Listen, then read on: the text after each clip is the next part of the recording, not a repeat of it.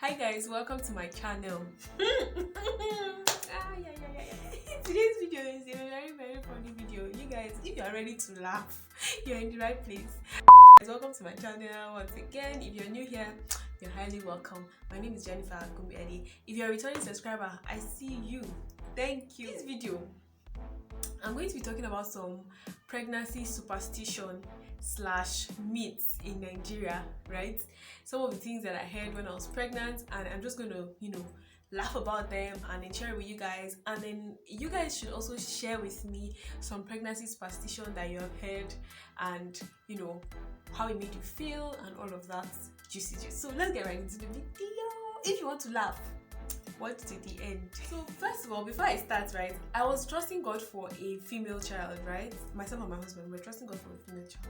And then so I was in faith, releasing my faith, calling forth, declaring what God has said. God said you have male and female children. Plus before I got married, God had already revealed to me what I was going to give birth to, the gender I was going to give birth to, and all of that juicy things. So when I was telling people that I'm going to give birth to a female child, a lot of them were like, are you sure? What if? Clinical? I told you guys the story of one hospital guy that said some things. I've said it in my video, I think my pregnancy experience video.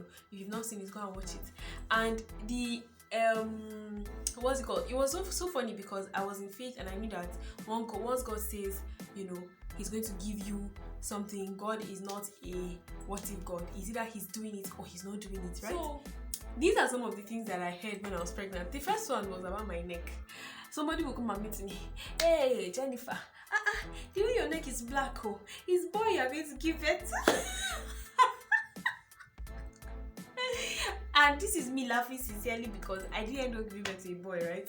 A lot of them came at me, they're like, your neck is looking dark. He's a boy. I don't know if you've ever heard this one. If your neck is black, it's a boy. How does your dark neck identify a gender? Plus, black is B. Okay, maybe because it's B, so B for boy. Another myth is that once the pregnancy is difficult, if the pregnancy is extremely difficult, you are looking very ugly, maybe your nose explodes, your face, you feel a pimple, your body is just not the same, your legs are swollen, everything is just, if the pregnancy is difficult and it makes you look ugly, they say you are giving birth to a girl. In fact, this particular woman saw me and she was like, the way you are looking, you are giving birth to a boy because this pregnancy is so easy. You are looking so fine. Usually, male children are like that. They don't used to give stress. They don't used to give stress. And I'm like, in my mind, I was like, I'm giving birth to a female child in Jesus' name. Because I've already settled this matter, I have to say if you are fresh and fine, if you are looking pink, it's a male child. I don't understand what has being fresh and pink got to do with the gender of a child. Please help me and ask them all of those myths. And the truth is that most of these women, there's no first-hand information about this, right? It has just been generationally passed down to them, so they automatically just think that okay, because you are fresh and fine. Maybe most of the women around that time, whenever they are fresh and fine, they give birth to male children or they give birth to female children. So automatically now, anybody that is fresh and fine, you must be giving birth to a male child because male children make you fine. If female babies like you, when I was pregnant, I was always carrying, I think I carried a baby girl, right? And the girl was so warm towards me. She was so, was like, the way my baby is liking you, it's as if you're giving birth to a boy, If the girl child doesn't like you, you are giving birth to a girl. If the girl child likes you, you're giving birth to a boy. So women don't like women. Can you see how this kind of the women problem has been rooted in our birth? It's in our DNA before they give it.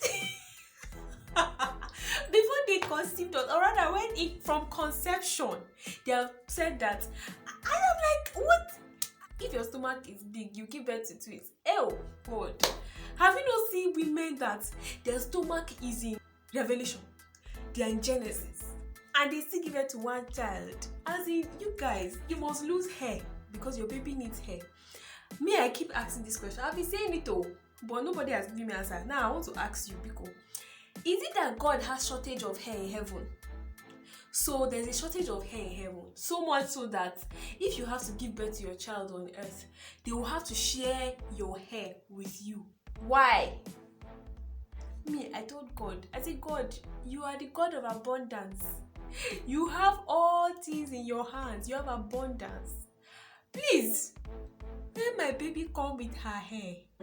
I don't believe that you have to lose hair for your baby. I mean, even if you're going to lose hair, let it be because maybe for some pregnancy, kiniko, but not because your baby needs hair now. When God is producing each child, He produces each child with his DNA.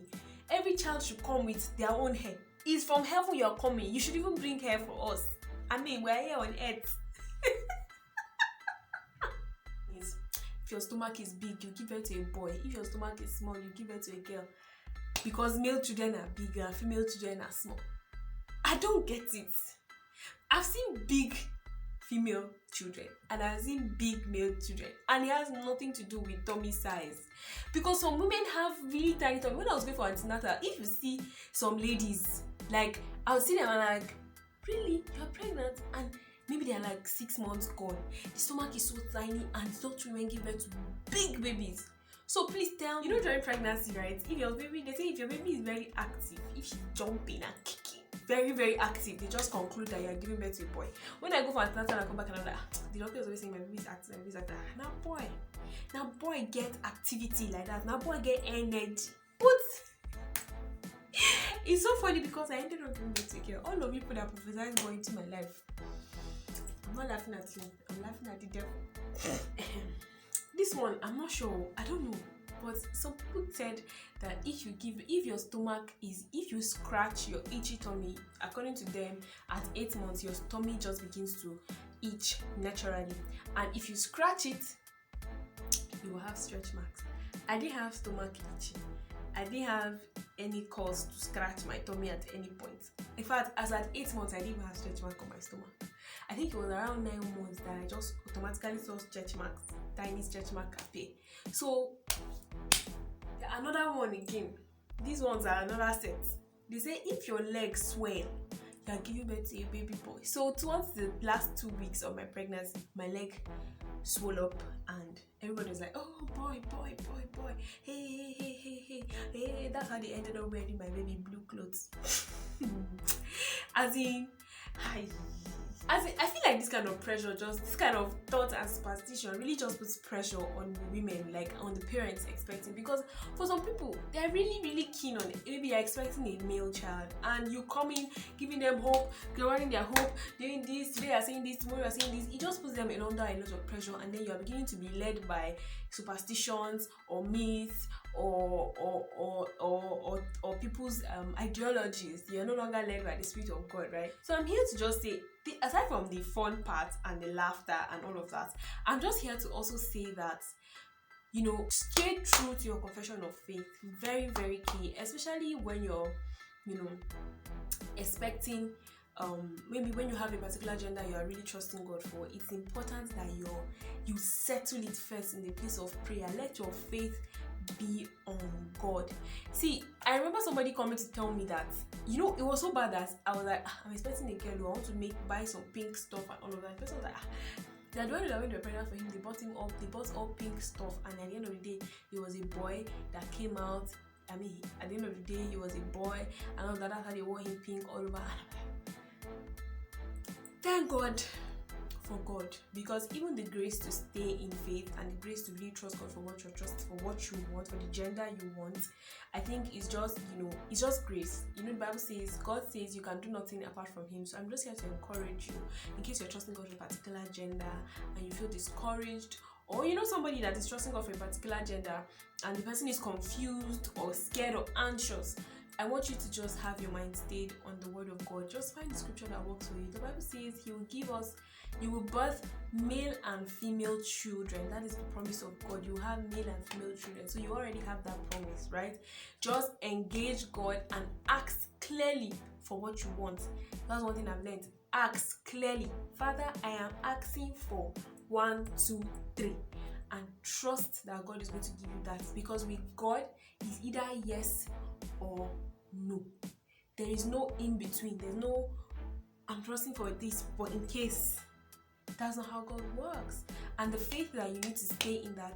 Thank God the faith is not by your strength, it is also available to us in Christ Jesus. So I just hope that you found this video interesting and fun, and that you've gotten some encouragement from it. If you know anybody that needs this video, please share the video with them.